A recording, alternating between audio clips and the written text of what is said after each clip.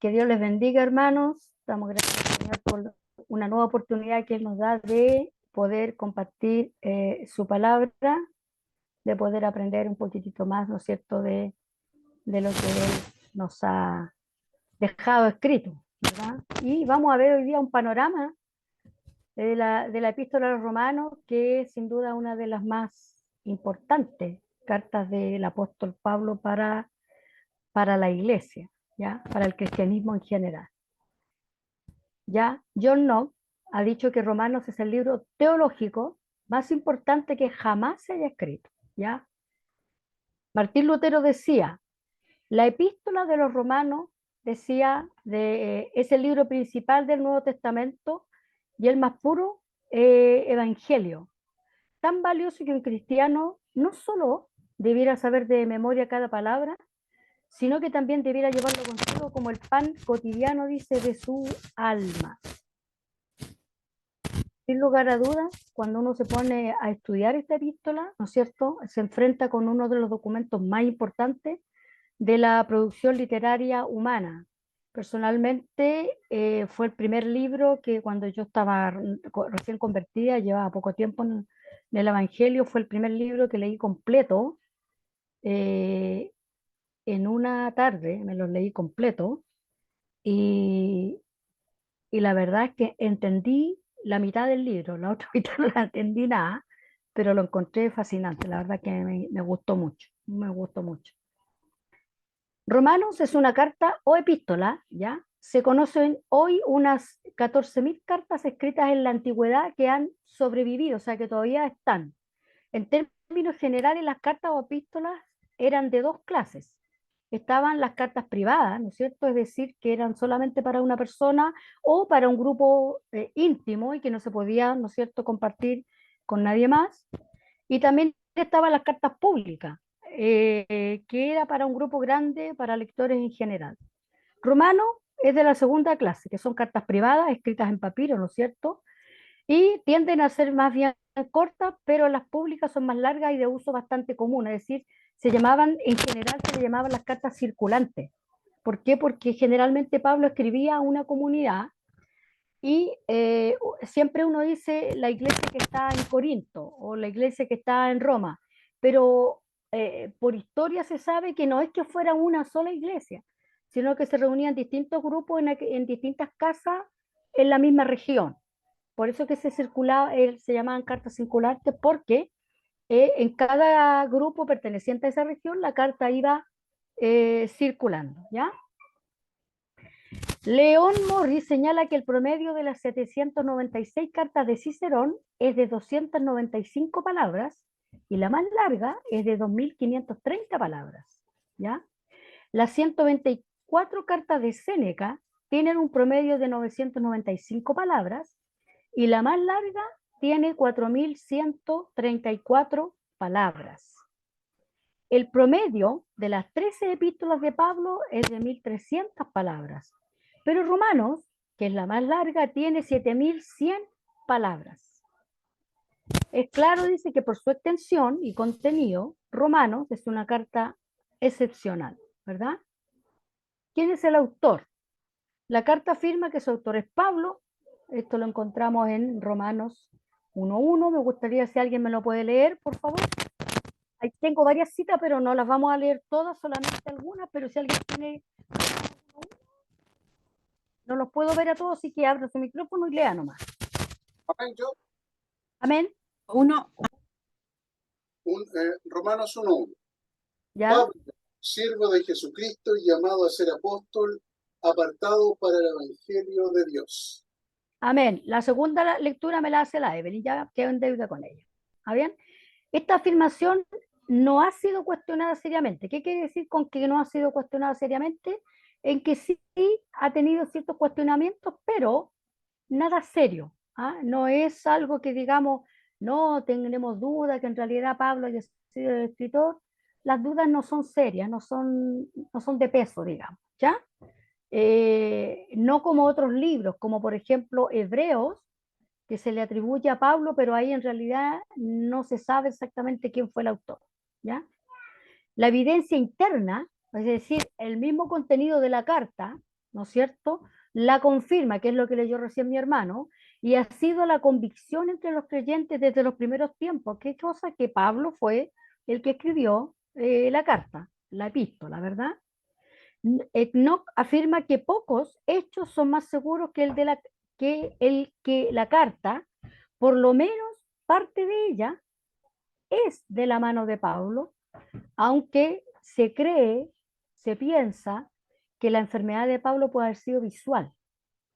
Entonces él tenía lo que se llamaba en ese tiempo un amanuense, que era un secretario al cual él le dictaba la carta, y por eso que en alguna carta, yo no me recuerdo en cuál, él al final dice: de mi propia mano os escribo como la despedida, de mi propia mano, y dice: mirad con cuán grandes letras os escribo. Y de ahí se deduce, porque no hay nada seguro, de que Pablo, el aguijón que él tenía probablemente haya sido un problema a la vista, ¿ya? Dos, ha declarado que la autenticidad de la epístola a los romanos es una cuestión que ya ha sido resuelta por quién, por los grandes teólogos, ¿verdad? Por los expertos. Los destinatarios. Los destinatarios, ahí Evelyn, Romano 1, el 7 y el 15, no del 7 al 15.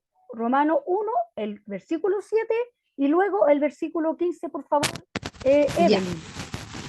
el versículo 7. A todos los que estáis en Roma, amados de Dios, llamados a ser santos, gracia y paz a vosotros de Dios nuestro Padre y del Señor Jesucristo. Amén. El 15. Así que, en cuanto a mí, pronto estoy a anunciaros el Evangelio también a vosotros que estáis en Roma.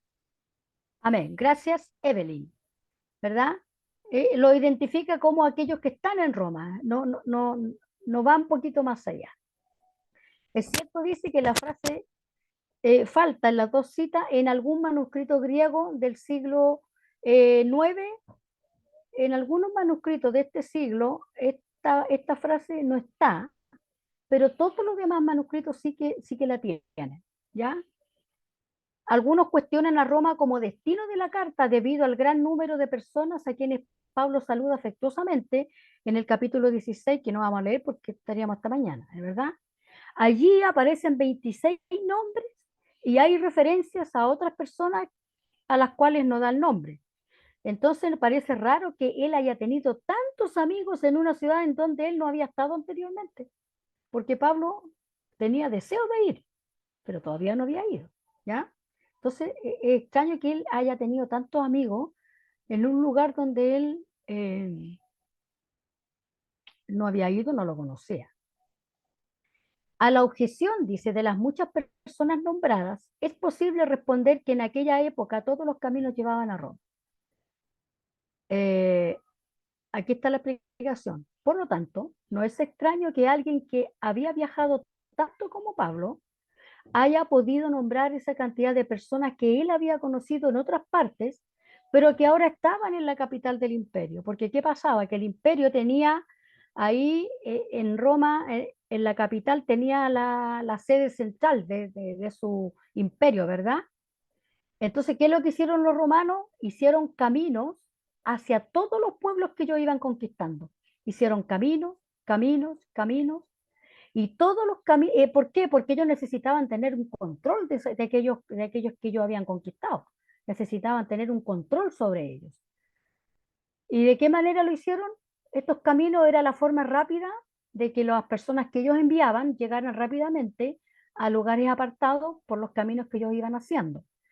Por eso que de ahí sale el dicho que dice: todos los caminos llevan a Roma. De aquí viene el dicho, ¿ya? Entonces se cree que Pablo en este caminar haya conocido a mucha gente, porque todo el mundo finalmente tenía que transitar por estos mismos caminos. Entonces, en el camino uno conocía a mucha gente.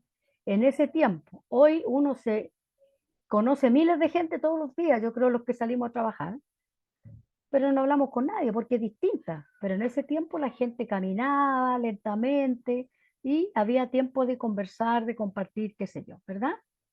Y por otra parte, dice, sería lógico que en una carta dirigida a una congregación desconocida se mencionaran a todos los amigos posibles a manera de establecer relaciones con el grupo. O sea, era sabiduría también mencionarlo para decir, ah, conoce a tal persona, entonces Pablo tenía una entrada mucho más fácil al grupo, ¿verdad?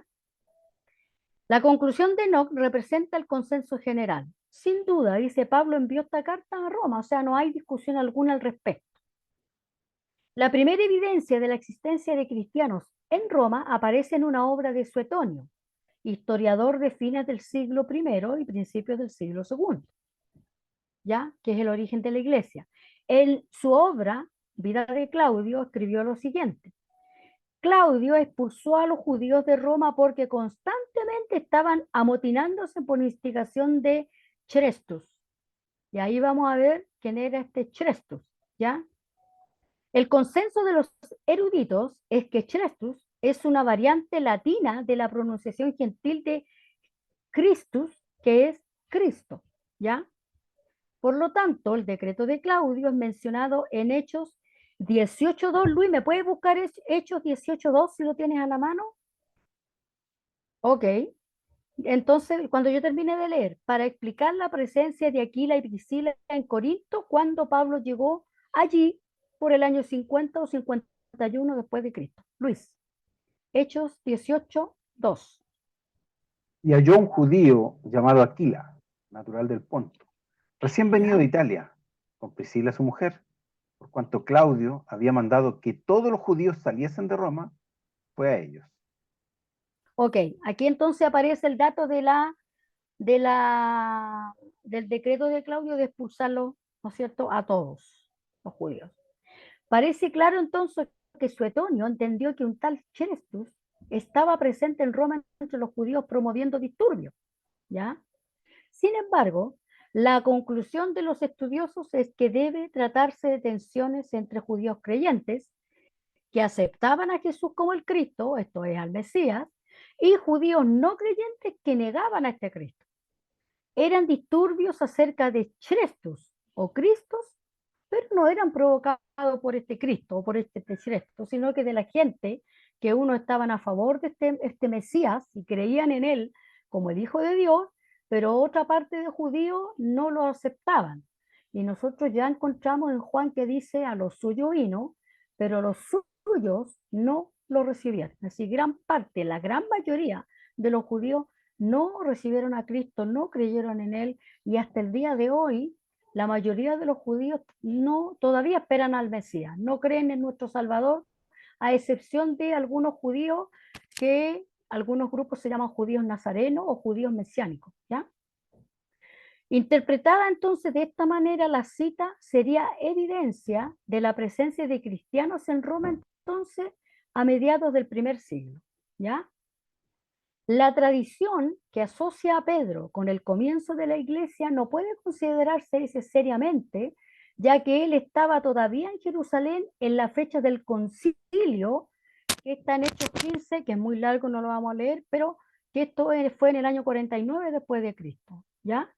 Aún eruditos católicos, como por ejemplo Alfred Weckenhauser, ya descartan esta explicación del origen de la congregación, o sea que Pedro no hubiese tenido nada que ver.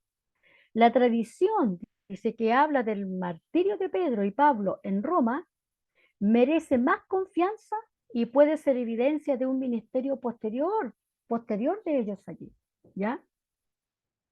Según Hechos 2:10, entre la multitud que escuchó a Pedro en el día de Pentecostés, había forasteros, romanos, tanto judíos como prosélitos, o sea, había gente de todas partes, ¿ok? El día de Pentecostés. Es cierto, dice que no dice que hubo romanos entre los 3.000 que creyeron, pero es significativo que son los únicos europeos específicamente mencionados entre los peregrinos en Jerusalén, ¿ya?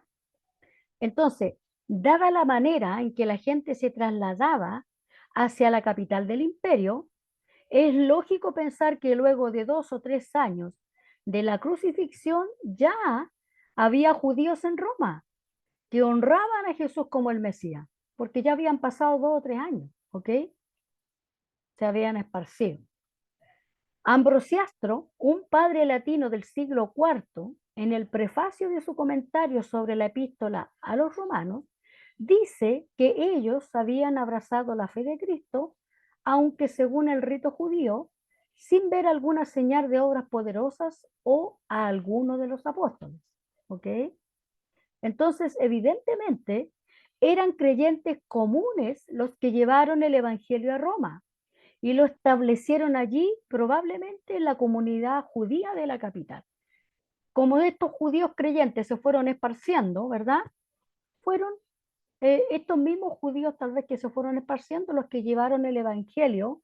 Acuérdense ustedes que la persecución produjo que el Evangelio fuera diseminado por todas partes, ¿verdad?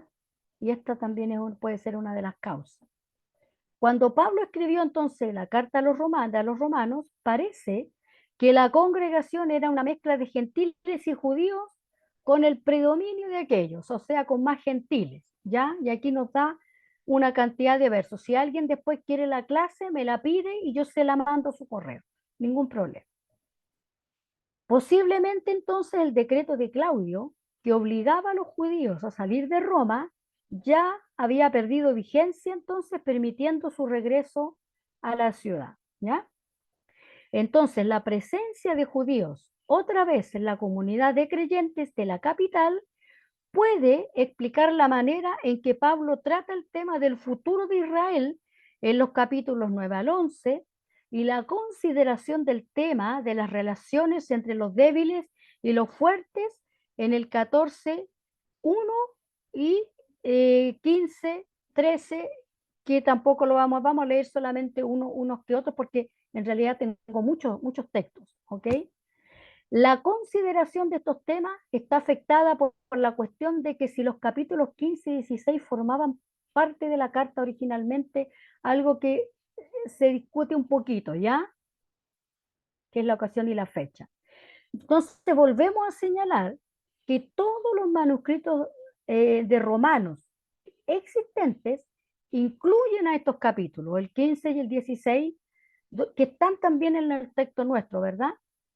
Los datos acerca de la situación del autor aparecen en Romanos 1, 15 y 16 y se pueden resumir de la siguiente manera.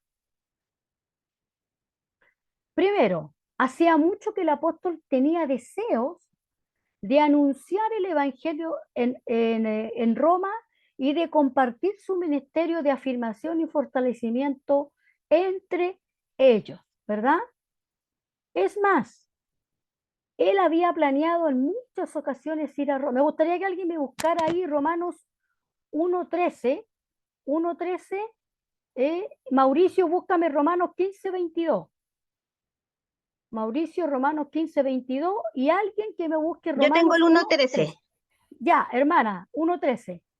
Pero no quiero, hermanos, que ignoréis que muchas veces me he propuesto ir a vosotros, entre paréntesis, pero hasta ahora he sido estorbado, para tener también entre vosotros algún fruto como entre los demás gentiles. Amén. Muchas gracias, hermana Claudia. Mauricio, ¿tiene por ahí el 15.22? Sí, Amén. dice, por esta causa me he visto impedido muchas veces de ir a vosotros.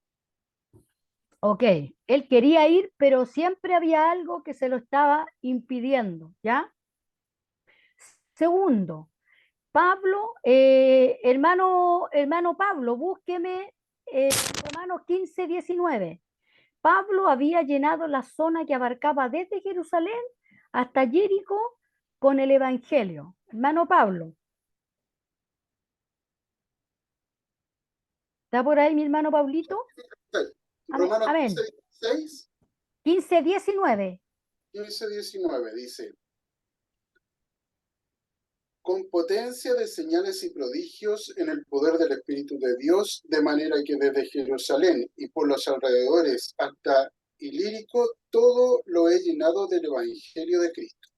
Amén. Muchas gracias, hermano Pablito. Amén. Entonces, ¿qué es lo que está haciendo Pablo? Está terminando de reunir una ofrenda para los creyentes en Jerusalén, ¿verdad? Luis, Romanos 15:25 al 27 y le voy a pedir, voy a buscar, Ivonne, ¿está por ahí? Estoy cocinando y escuchando la clase. Entonces no. ¿Quién más está por ahí? Hermana Sarita, ¿está por ahí? Estoy aquí. Hermana Sarita, Romanos 15:22. Ya. Ya, cuando yo le diga, ¿verdad? ¿Listo? Sí. Cuando yo le diga. Entonces, parece que el mismo, espérese, pero un poquito. Entonces, me equivoqué, hermana Sarita, todo de nuevo. Todo bien. Romanos 15, del 30 al 32, hermana Sarita. Y Ya. después leemos la otra.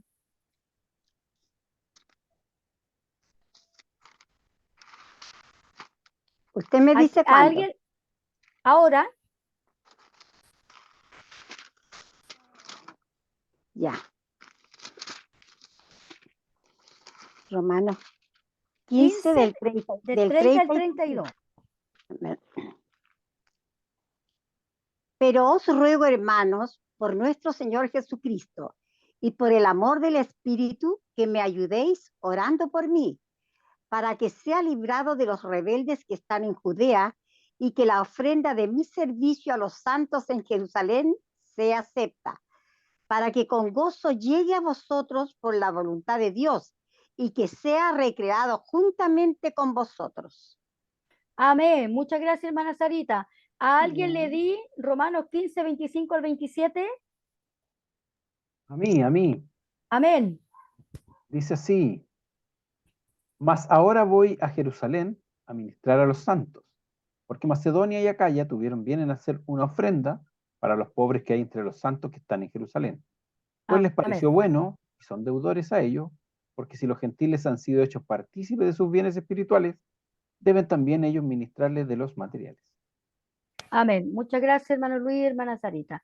Entonces, ¿qué es lo que está haciendo Pablo? Está terminando de reunir una ofrenda para ir a Jerusalén, ¿no es cierto? Porque está preocupado, ¿no es cierto?, de los pobres, y también le preocupa su seguridad en esta ciudad y la manera en que los judíos creyentes recibirán la ofrenda. 3. Una vez entregada la ofrenda, su propósito es pasar por Roma camino a España. Alguien que me lea el capítulo 15 del 24 al 28. El que primero lo encuentra, abre micrófono y habla Aquí nomás. lo tengo. Cuando Luis. vaya a España, iré a vosotros, porque espero verlos pasar y ser encaminado por allá por vosotros, una vez que haya gozado con vosotros. Y el 28 dice: así que cuando haya concluido esto y les haya entregado ese fruto, pasaré entre vosotros rumbo a España. Gloria. Perdón que está haciendo un mensaje. Es que la esposa de mi sobrino estaba haciendo un curso de podología clínica y pasó el examen. Y me estaba diciendo, tía, pasé el examen, pasé el examen. Y yo le decía, gloria a Dios, gloria a Dios. Muy contenta por ella, una mujer esforzada. ¿Verdad? Gracias, Luis. El propósito que tenía Pablo era pasar por Roma camino a España. Fíjese que no se sabe si Pablo pudo ir a España. A mí me tocó hace años atrás, cuando estaba estudiando, hacer un trabajo sobre lo que la Biblia no dice, pero que insinúa. Y no hay datos concretos que Pablo haya ido a España. No se sabe si fue o si no fue. Hay datos que dicen que sí fue, pero hay otros datos que dicen que no fue. Así que no hay certeza alguna de que si Pablo en su ministerio alcanzó a ir a España, ¿ya? Una comparación de la información en Romanos con la de Hechos indica que al escribir la carta, Pablo había finalizado su campaña en Éfeso y su situación es la reflejada en Hechos, que no la vamos a leer, ¿no es cierto? Son muchos versículos. El segundo pasaje dice que llegó a Grecia, donde pasó 3 meses. Después se emprendió el viaje hacia Jerusalén. 4. La información de Romanos indica que escribió la carta durante los 3 meses que pasó en Grecia. Varios datos en la misma carta sugieren que el lugar preciso era Corinto, ¿ya? Por ejemplo, Pablo recomendó a los romanos a Febe, diaconisa de la iglesia en Cencrea, el puerto al este de Corinto. Cencrea era un puerto. Corinto tenía dos puertos, que era el Cencrea, no me acuerdo el otro, pero tenía dos puertos, ¿ya? Por eso que Corinto era una ciudad bien cosmopolita, ¿ya? Al este de Corinto. Esta hermana, Febe, había cruzado el istmo, ¿ya? Hasta el Corinto, desde donde ha de viajar hacia Roma. El apóstol mandó a los romanos los saludos de Gallo, que era su hospedador. ¿Quién puede ser el hombre de Corinto bautizado por Pablo? ¿Ok? Mandaron saludos Timoteo y Sosípater, ¿verdad? Compañeros de viaje de Pablo cuando salió de Grecia hacia Jerusalén. Erasto, el tesorero de la ciudad donde Pablo estaba, también mandó saludos, ¿verdad? Todos estos son datos relevantes a la causa que estamos viendo del panorama de la epístola, del autor, de los destinatarios, desde donde se escribió en este caso, ¿ok? Una inscripción en latín encontrada en Corinto y fechada a mediados del siglo I menciona a un Erasto, quien, a cambio de ser nombrado edil o comisionado para obras públicas, había colocado a expensas propias el pavimento en una plaza cerca del teatro. Él puede ser el tesorero de la ciudad que está mencionado por Pablo en el 16:23. Luis, ¿lo tienes por ahí? El 16:23.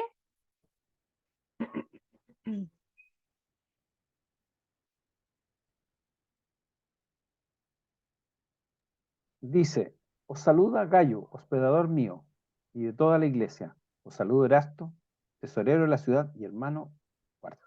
Y el hermano cuarto. Entonces, ok, entonces gracias Luis. Entonces puede haber sido el mismo, que es lo más probable, ¿verdad? De modo que se puede ubicar la composición de Romanos después de la terminación de la campaña en Éfeso y antes del viaje a Jerusalén con la ofrenda que él llevaba, ¿verdad? Para precisar la fecha es posible tomar como punto de referencia el ministerio de Pablo en Corinto. Una inscripción encontrada en Delfos, en Grecia, establece que Galión, que está en el libro de Hechos, era procónsul en Acaya en el año 52 después de Cristo, y ya puede haber estado ocupando este cargo tan temprano como en el 50 después de Cristo. Pablo pasó 1 año y 6 meses en Corinto, esto está en Hechos 18:11, y durante ese tiempo fue llevado ante Galión, que lo encontramos en Hechos 18:2, ¿ok? Entonces es probable que la estadía de Pablo en Corinto deba ubicarse en los años 50 al 52 más o menos después de Cristo. Todos estos datos son aprox, ¿ya? Saliendo de Corinto, Pablo regresó a Antioquía, donde estuvo por un tiempo, y entonces pasó por Galacia y Frigia para llegar a Éfeso, ¿ok? Allí estuvo por 2 años y unos meses.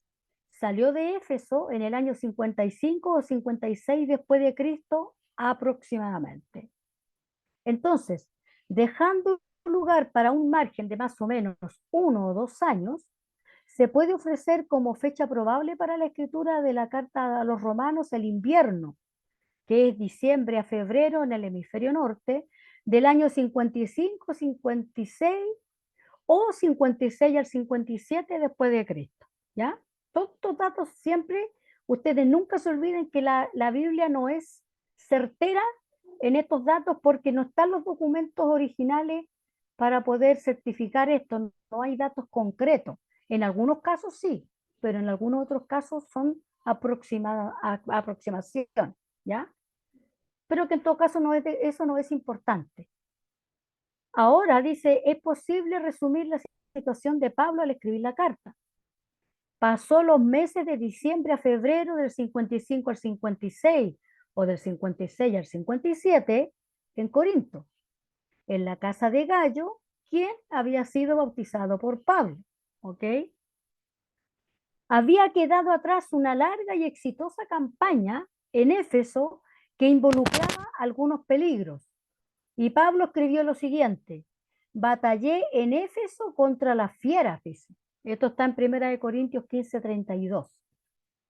También se había resuelto una difícil crisis en Corinto, que había puesto en duda la autoridad apostólica de Pablo y había requerido una serie de contactos, cartas y visitas para su solución. El hermano Luis recién leía, me parece, y generalmente ustedes se van a encontrar que Pablo es súper autorreferente, súper autorreferente. Yo creo que es el único escritor autorreferente que hay del Nuevo Testamento. Y me parece que del Antiguo también. Pero había una razón. ¿Cuál era la razón? Que uno de los requisitos para ser apóstol de Jesús era haber estado con él. Y Pablo no había estado físicamente con Jesús. Pero él tuvo la experiencia cuando se le aparece Jesús, lo bota del caballo, ¿verdad? Esa es la experiencia que a él lo valida como apóstol, pero Pablo tiene que validarse siempre delante de los otros apóstoles y delante de las demás personas que también tiene que validarse. Por eso que siempre que él escribe dice, yo, Pablo, apóstol de Cristo, siempre lo va a decir, porque tenía que validar su ministerio, tenía que validarse, tenía que hacerlo. Era por una necesidad. Hay mucha gente anti Pablo que le critica el ser autorreferente. Dice, no me gusta Pablo porque es muy autorreferente, pero era necesario que él lo hiciera para que lo pudieran aceptar, ¿verdad?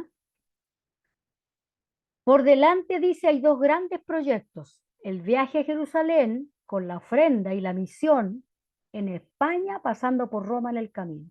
Él tenía estos dos proyectos. Aún, dice, estos proyectos implicarán peligro y requerirán apoyo para su realización. Por el lapso de unos 3 meses, el apóstol se encontró con un poco de tiempo para tomar un poquito de aire, ¿no es cierto?, libre de sus exigentes tareas. Era como si él hubiera terminado, dice, un capítulo en su vida y estuviera esperando iniciar otro, ¿verdad?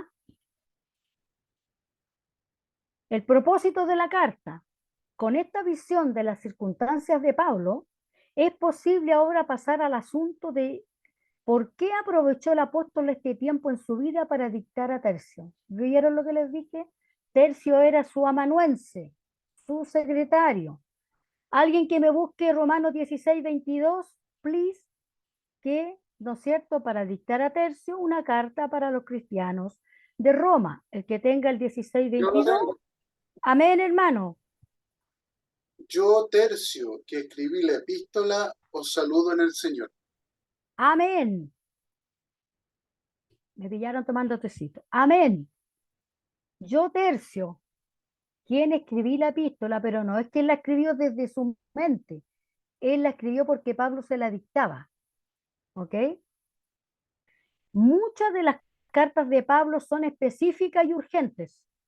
Es decir, prestan atención a problemas que ponen en peligro la salud espiritual de una congregación y requieren soluciones inmediatas. Por ejemplo, Primera y Segunda Tesalonicenses, Gálatas, Primera y Segunda Corintios y Colosenses. En estos casos hay un propósito predominante que se puede percibir a lo largo de la carta. En Romanos no hay un motivo específico o un problema urgente para resolver. Por lo tanto, el propósito es quizás menos definido e influye menos en el carácter de la carta. No obstante, esto sería un error pensar que Pablo escribió porque no tenía otra cosa que hacer. No. De hecho, es la carta más importante de todo el Nuevo Testamento. Se pueden hacer las siguientes observaciones con respecto a los motivos de la carta. Por favor, hermanos, cuando tenga alguna pregunta, interrúmpame nomás con toda autoridad, porque yo no los puedo ver a todos y no puedo leer el porque no tengo todavía la capacidad que tiene Luis de leer la clase, de leer los mensajes, yo no. Así que, por favor, cuando quiera decirme algo, lo que sea, me interrumpe nomás, yo lo autorizo, ¿ya? En primer lugar, y en el sentido más general, el propósito del apóstol es preparar el camino para su visita a la iglesia. Él pensaba ejercer su ministerio en una importante congregación a la cual él no conocía. Por lo tanto, la prudencia sugirió un contacto previo para preparar el ambiente. Esto es lo mismo, hermano, que cuando usted va a predicar o enseñar en un lugar que usted no conoce. Usted tiene que averiguar primero cómo es la congregación, a quiénes ustedes les va a predicar, cuál es la situación de la iglesia, a quiénes va a enseñar, quiénes son sus alumnos, son nuevos, son antiguos, son jóvenes, son niños, son tercera edad. Para predicar y para enseñar, usted siempre tiene que tantear el auditorio, siempre con anterioridad, para saber cómo. No es que cambie el mensaje, no, el mensaje no se cambia la forma de exponer el mensaje, ¿verdad? Porque un niño o un adolescente no va a entenderlo igual que una persona de la tercera edad. Uno se va adaptando a ellos, ¿verdad? Es por eso que menciona sus oraciones a favor de ellos, ¿verdad? Él dice que ora por la gente de Roma. Habla de su deseo de visitarlo desde hace mucho tiempo y de ministrar en su medio. Se disculpa un poco por su atrevimiento en recordarle ciertos asuntos. Luis, 15:15, rapidito ahí. O si alguien lo encuentra antes, lo lee antes. 15:15, me parece interesante este versículo. Voy a responder en WhatsApp mientras usted me... Mas Dale, os Luis. he escrito, hermanos, en parte con atrevimiento, como para haceros ¿Ya? recordar por la gracia de Dios que me es dada. Ok, estoy diciendo que estoy haciendo una clase para que no me escriba todavía. Ya. ¿Verdad? ¿Lo puedes leer de nuevo? Perdóname, ¿lo puedes leer de nuevo? Dice, mas os he escrito, hermanos, en parte con atrevimiento, como para hacerlos recordar por la gracia de Dios que me es dada. Con atrevimiento. Es decir, con un poquito de impulsividad, tal vez, ¿verdad? Les recuerda que Dios le ha dado un ministerio entre los gentiles y nombra a toda la gente conocida de la congregación. Esto juega a favor de él, porque si yo voy a una congregación nueva, no sé, una vez me invitó una compañera de IBN, que es un instituto interdenominacional, me invitó a una reunión de ella, de su congregación, pero yo la conocía a ella. Entonces la entrada es más fácil para uno, porque uno ya conoce a alguien de la congregación. Así que Pablo fue muy inteligente al nombrarle a los hermanos personas que eran conocidos de ellos, pero que él también ya los había conocido. ¿Ok? En segundo lugar, Pablo tenía un propósito más preciso que meramente preparar el ambiente para su visita. Estaba proyectando una visita a Jerusalén con una ofrenda y una campaña en España. ¿Ya? Esos eran sus proyectos. Hasta aquel momento, la iglesia en Antioquía de Siria le había servido como base para su obra misionera. Sin embargo, Antioquía estaba demasiado lejos de España para seguir sirviendo en este sentido, ¿verdad? Por lo tanto, él quería que la iglesia de Roma le apoyara en oración en su visita a Jerusalén, ¿verdad?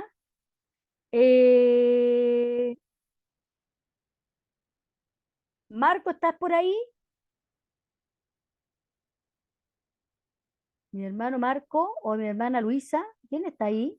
¿Hay alguien? No hay nadie. Daniela, ¿estás? Marco, ¿me puedes leer la parte roja del... ¿Puedes ver el PowerPoint? A ver, espérate, déjame. No puedo verla. Daniela, ¿estás ahí, Daniela? Sí, hermanita. ¿Me puedes leer la parte roja? Sí, escucho. ¿Ya? Dice, espero veros al pasar y ser encaminado por vosotros allá. Muy bien. Marco, cierra tu micrófono, please. Quedó prendido. Gracias. El verbo traducido ser encaminado significa ayudar a otro en un viaje con comida, con dinero, ser compañero, acompañarlo en el viaje, un medio de transporte. ¿Se dan cuenta, hermanos, que las palabras como yo siempre le explico a mi clase, el lenguaje es dinámico y va cambiando muy rápidamente con el tiempo.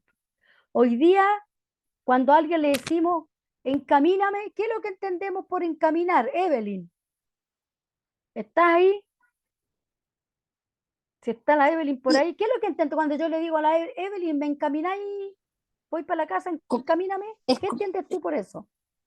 Dos cosas, ¿Ya? como orientar dónde es, ¿Ya? pero también puede ser a la vez no solo orientar, sino que llevar, guiar, Llevarme. acompañar. Excelente, gracias Evelyn. Eso es lo que todos entendemos por encaminar hoy día. Pero en ese tiempo encaminar era ayudar, con plata, con compañía, con medio de transporte, o sea, una ayuda en realidad. Lo que está pidiendo él es una ayuda del viaje, ¿ya? Porque el lenguaje va mutando y va cambiando. Entonces, de modo que Pablo esperaba que ellos fueran sus socios en el proyecto misionero en España. Por eso, expone con mucha claridad y detalle su mensaje para que ellos lo conozcan.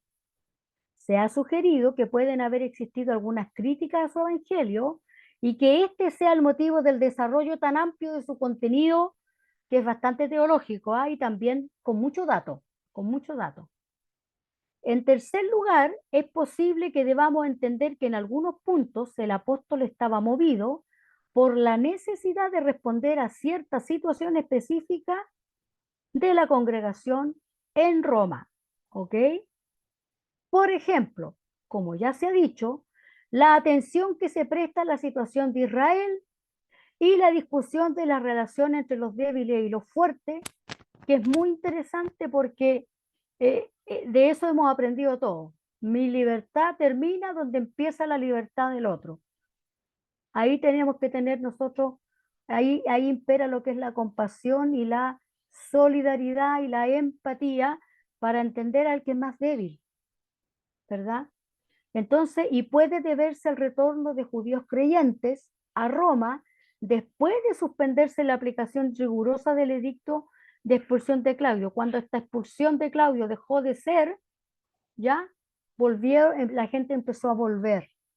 El retorno de los creyentes judíos pudo haber provocado una reacción entre los creyentes gentiles. Y ahí estaba el gallito, como decimos nosotros, ¿cierto? La discusión, el problema. En el mismo, alguien que me busque, Mauricio, Romanos 13 del 1 al 7, de ahí lo va a leer.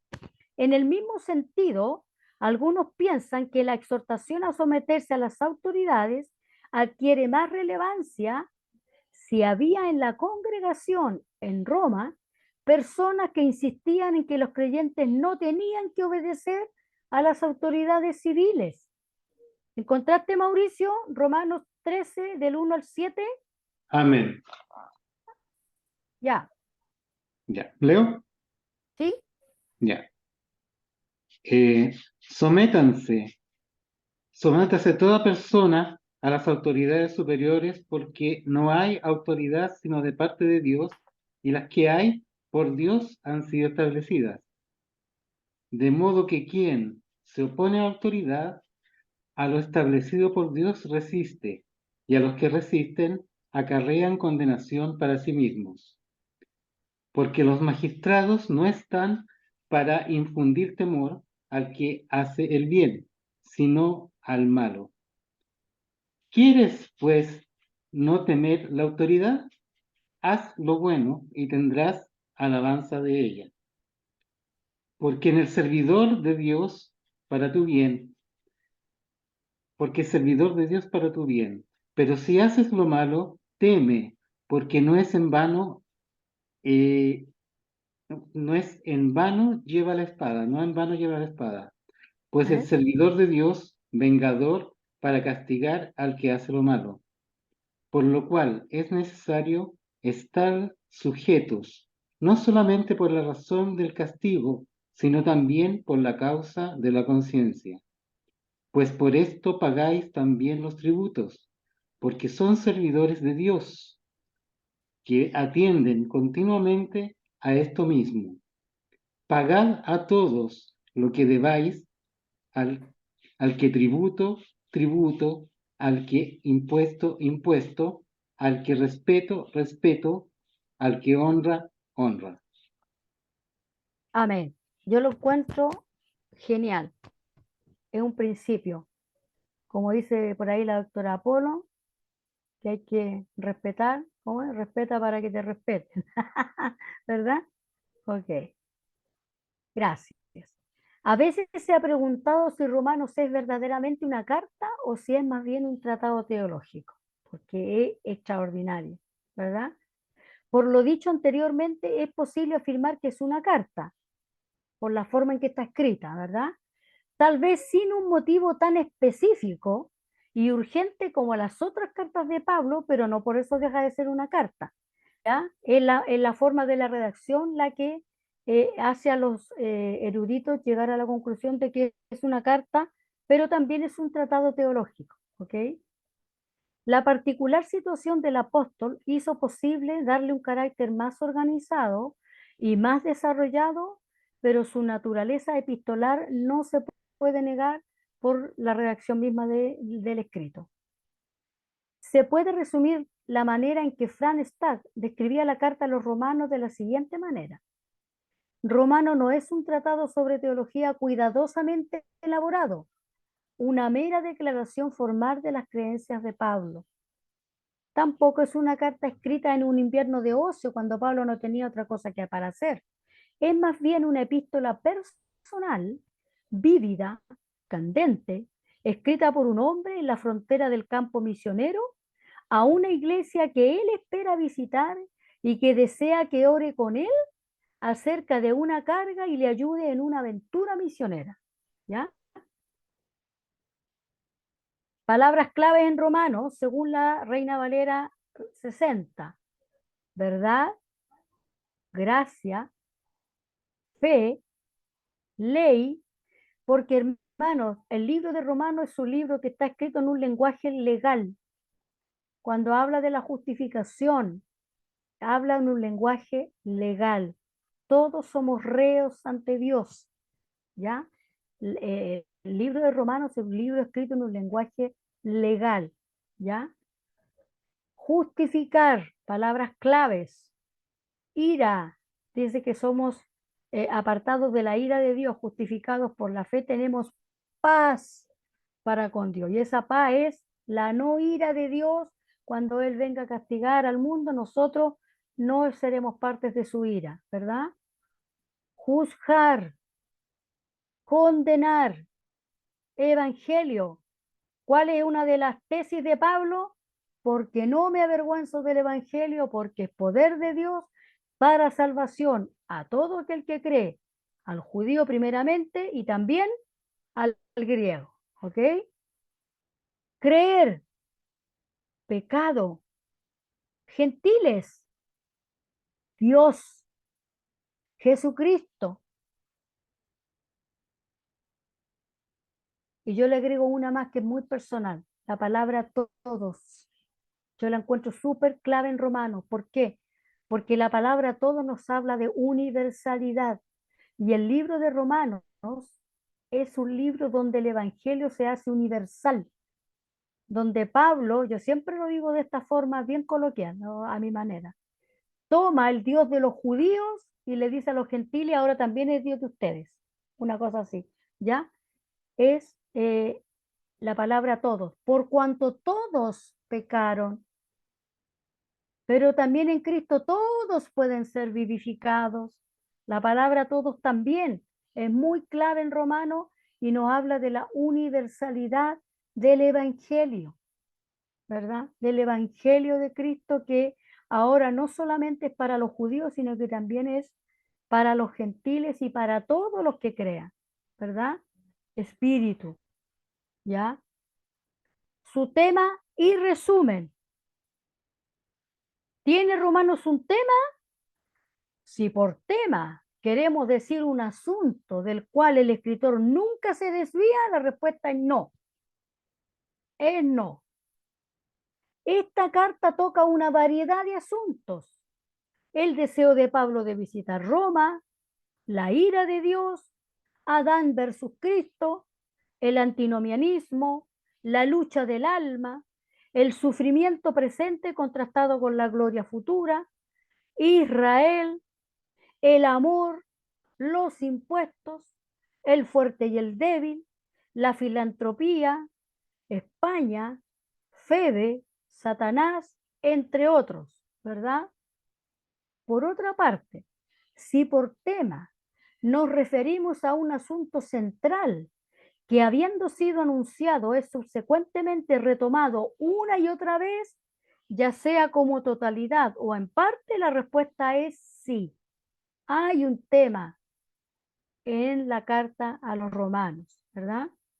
Este tema fue producto no del pensamiento humano, sino de la implantación divina en el corazón y en la mente del luchador Saulo de Tarso. O sea, allí estaba el Espíritu Santo guiando a este hombre que se dispuso con todo su gran conocimiento. Recordemos que Pablo era un rabí, un maestro de la ley, miembro del Sanedrín, judío de judíos, fariseo de fariseos, tenía cualquier preparación.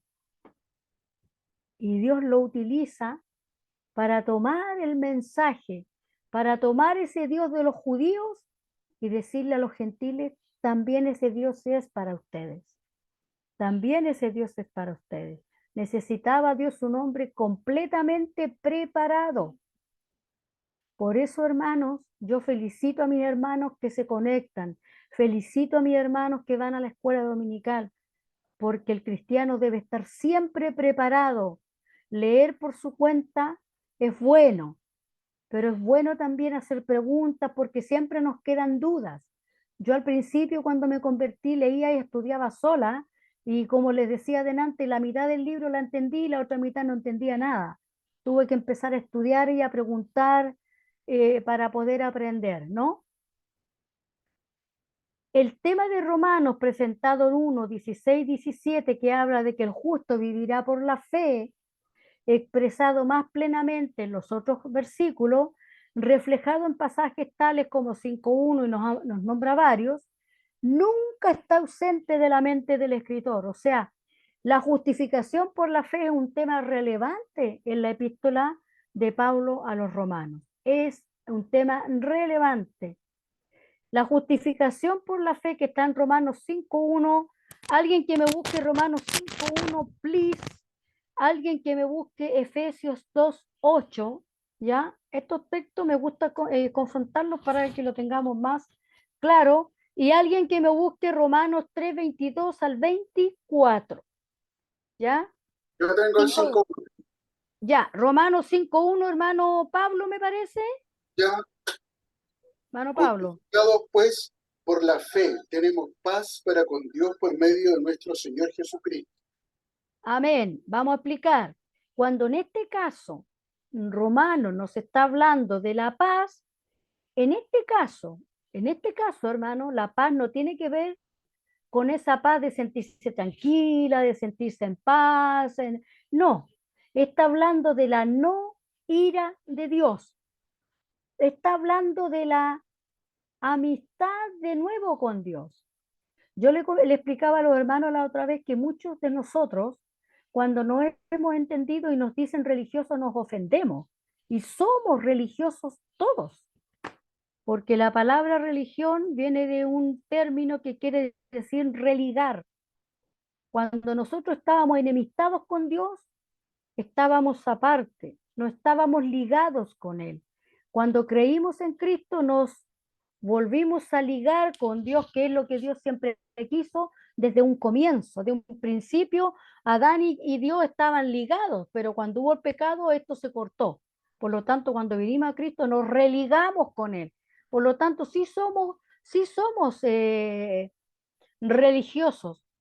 Pero ¿qué dice Santiago? La religión pura y sin mácula es hacer esto, esto, esto, y no dar una serie de indicaciones, ¿verdad? Entonces, en este caso, la paz tiene que ver con la no ira de Dios encima de nosotros cuando Él venga. Expresado más plenamente en 3:21 al 24, reflejado en pasajes tales como 5.1, ¿verdad?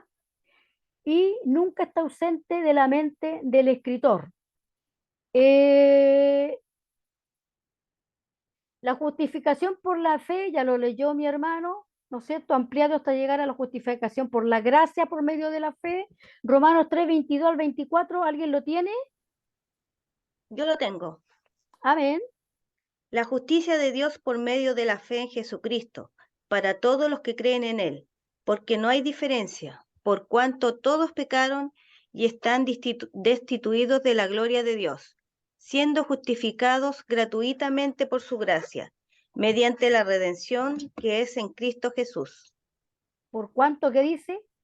Todos. Por cuanto todos pecaron y están Amén. destituidos de la gloria de Dios. Amén. ¿Ven que la palabra todos aparece permanentemente en Romanos en varias ocasiones? Eso es universalidad. ¿Alguien tiene Efesios 2:8? Yo, Amén. ya, no, léalo No, nomás, ¿Qué hermano. estaba? Dale Sí, nomás. lo tengo en una versión, traducción A en ver, lengua Luis, actual. dale la versión. Ustedes han sido salvados porque aceptaron el amor de Dios. Ninguno de ustedes se lo ganó, la salvación, sino que Dios se las regaló. Justificación por medio de la fe, por la gracia de Dios. Gracias, Luis. Es claramente este el tema de Romanos. El mismo es también el tema de Gálatas, que es bien interesante. Hay un estrecho parecido entre la epístola más extensa y la más breve, ¿verdad? Génesis 15:6 dice: Abraham creyó a Dios y le fue contado por justicia. Y es citado en ambas cartas, tanto en Romanos como en Gálatas, y también aparece en Santiago, ¿verdad? Ahora, cuando usted estudia Romanos en algún seminario serio, va a estudiar Romanos y Gálatas los dos juntos, porque van a la par, ¿ok? Sin embargo, también hay una sorprendente diferencia entre las dos. Esta diferencia no solo se refiere al tamaño y materia, la epístola mayor contiene mucho material que no se encuentra en la menor. Y tiene que ver también y especialmente con la manera en que el apóstol le habla a los destinatarios, ¿verdad? Romanos expone calmadamente que para cada pecador, ya sea judío o gentil, hay salvación plena y libre por la fe en Jesucristo, aparte de las obras de la ley. Gálatas en un tono no es para nada tan calmo. Ahí Pablo se enoja. Así Pablo se enoja. Y que a veces se hace fogoso, dice, defiende este glorioso evangelio contra sus detractores. Sus denuncias son arrasadoras, porque ¿qué pasaba en Gálatas? Los judíos que habían creído en Cristo querían volver a cumplir la ley. Y Pablo les decía, no, por eso les dice: oh Gálatas insensatos, habiendo comenzado por la carne. Cuando habla aquí de carne, está refiriéndose a la ley de Moisés, no al cuerpo pecaminoso. Habéis comenzado por la ley, Por el Espíritu. o habéis sea, terminado en la carne. habiendo comenzado por el Espíritu, terminan en la ley de nuevo, van a volver a lo mismo otra vez. O sea, con palabras mías, hermano, disculpe, pucha que son mensos, le está diciendo, no sean mensos, po. Si ya conocieron la verdad, ¿para qué se van a volver a lo mismo de antes? Por eso es Hermana que con Gloria, Gálatas es más hermana duro. Gloria, Luis, ¿será que con los Gálatas él los conoce? Porque él estuvo ahí. En él estuvo cambio, ahí. con los romanos no estuvo con ellos, entonces su forma de Sí, claro, por eso hablamos de sabiduría. Pablo fue sabio porque iba a llegar a un lugar donde no lo conocía nadie, po. Tenía que irse con suavidad. En cambio, con Gálatas ya los conocía, po. Entonces podía ser más impetuoso, ¿ya? ¿Alguien quiere preguntar algo? ¿Decirme algo? No. Aquí en Romanos dice, después de un prólogo en el que Pablo saluda a los cristianos en Roma. Hermano Moisés, ¿está por ahí? Sí, Hermano Moisés, ¿me puede leer Romanos 1 del 1 al 7? Cuando yo le indique. Y bueno, los informa que él está dando gracias a Dios por el hecho de que su fe está siendo proclamada por todas partes y que le está pidiendo a Dios que le conceda la oportunidad de visitar y predicar el evangelio entre ellos. Él anuncia y desarrolla el tema de dicho evangelio como sigue, hermano Moisés. del 1 al 7. ¿Sí? Pablo, siervo de Jesucristo, llamado a ser apóstol, apartado para el Evangelio de Dios, que Él había prometido antes por sus profetas en las Santas Escrituras, acerca de su Hijo, nuestro Señor Jesucristo, que era del linaje de David según la carne, que fue declarado Hijo de Dios con poder, según el Espíritu de Santidad, por la resurrección de entre los muertos, y por quien recibimos la gracia y el apostolado para la obediencia a la fe en todas las naciones por amor de su nombre, entre las cuales estáis también vosotros, llamados a ser de Jesucristo.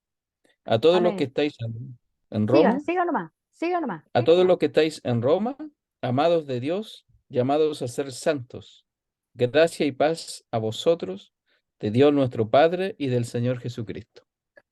Muchas gracias, hermano. De Y la nada. justificación por la fe, no vamos a leer más para terminar rápido, ¿no es cierto? La justificación por la fe, aparte de las obras de la ley, es primero real y necesaria, ¿no es cierto? El tema es, el Evangelio es el poder de Dios para salvación a todo aquel que pone en acción su fe, como está escrito, pero el justo vivirá por la fe. Segundo, los gentiles necesitan esta justificación. O sea, nosotros todos necesitamos ser justificados por Cristo. Tercero, los judíos también la necesitan. O sea, aquí entra nuevamente la palabra todos, ¿ok? Todos. Cuarto, en consecuencia, no hay justo, dice, ni aún uno. Ni aún uno. Quinto, pero ahora, aparte de la ley, una justicia de Dios ha sido revelada, una justicia por medio de la fe en Jesucristo. Segundo, es bíblica, el ejemplo de Abraham. Este ejemplo demuestra que la promesa de Dios es realizada por medio de la fe y no por obras, ¿verdad? Es efectiva, esto es, produce los resultados deseados tales como la paz y sus concomitantes, incluyendo la seguridad de plena salvación. La certeza y abundancia de salvación confirmada por el paralelo Adán-Cristo, ¿verdad? Que lo menciona mucho Pablo ahí. La santidad, ¿verdad? ¿Quién es vuestro amo, el pecado o Dios? ¿Verdad? Tercero, la libertad, que es la libertad de la ley, no el libertinaje para hacer lo que uno quiera, sino que la libertad de la ley, del antiguo pacto, en este caso. La relación del pecador para con la ley de Dios a la luz de la experiencia propia de Pablo y la de otros como él. La propia experiencia de Pablo y la de otros como él, ¿verdad? Continuación, la lucha y victoria del hombre miserable. Cuarto, no hay condenación para los que están en Cristo Jesús. La supervencibilidad, o sea, somos más que vencedores. Después de haber demostrado que la doctrina de la justificación y en consecuencia la salvación por la fe es real y necesaria, y bíblica y efectiva, es decir, productora de frutos, Pablo procede a probar en los capítulos 9 al 11 que es también histórica en el sentido de que en el curso de la historia las promesas más preciosas de Dios siempre apuntaban a y se cumplían en el remanente creyente, que en cierto punto, esto es cierto hoy cuando Pablo escribía y continuará siendo así. Ya los capítulos 12 al 16 contienen la aplicación práctica de todo esto. En otras palabras, estos capítulos finales demuestran cómo los que han sido justificados y por ende salvados por la fe dada por Dios, entonces deben revelar su gratitud en vidas de amor hacia su prójimo y de devoción hacia su misericordioso Dios trino. Así que, hermanos, tenemos que ser agradecidos de lo que el Señor nos ha entregado, de lo que el Señor nos ha dado y de esta gloriosa carta que el Señor nos ha dado, donde nos muestra que el Evangelio en realidad ahora es para todos y que ya no es solamente para los judíos, sino que es para todos y que todos somos merecedores de la gracia y que todos los que hemos creído hemos sido justificados por la fe. Así que, hermanos, que Dios les bendiga. Espero que el Señor les edifique a través de esta enseñanza. Que Dios les bendiga a todos. Hermano Luis. Muchas gracias, hermana Gloria. Le damos gracias porque aquí es denso. Ahora nos queda leer la carta, ¿cierto? Volver a leer los que ya la leyeron y tratar de entender lo que Dios quiere decirnos también para este tiempo. Así que Amén. gracias, hermana Gloria. Gracias a todos mis hermanos. Le voy a pedir a mi misma hermana Gloria que pueda despedirnos en una oración, por favor. Amén. Le damos gracias, Señor, primeramente por este día de vida que nos ha regalado y también por el interés de mis hermanos, Señor, de aprender. Yo te doy gracias, yo bendigo la vida de cada uno de mis hermanos que está hoy aquí con el interés de aprender de su palabra, la cual nos produce crecimiento, edificación. Señor, bendice a cada uno de mis hermanos, permíteles que cada uno tenga un buen descanso y el que mañana va a salir a hacer un trámite al médico, a buscar un trabajo, abre puertas, Señor, para ellos también. Te damos gracias por esta bendición y por este medio que tú nos permites, Señor. En el nombre de Jesús, amén